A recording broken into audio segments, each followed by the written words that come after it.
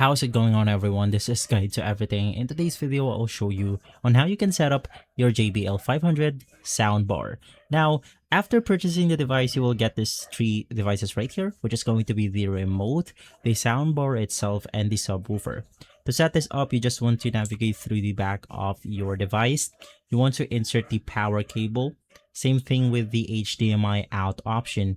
Basically, as you can see, we have the HDMI out on the TV category. So you want to use this specific plug right here, and then you want to insert it onto your television.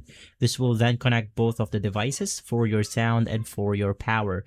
Just plug the power cable onto an outlet and you should be good to go. Now from there, you then want to use the HDMI out onto your TV or onto your DVD player, and basically you're good to go. But if you want to plug it onto your subwoofer, you can also do that.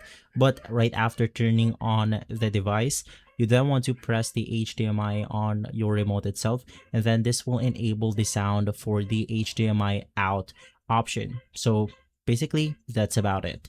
If this video has been helpful, leave a like, subscribe, and follow Guide to Everything for more videos like this. Thanks for watching.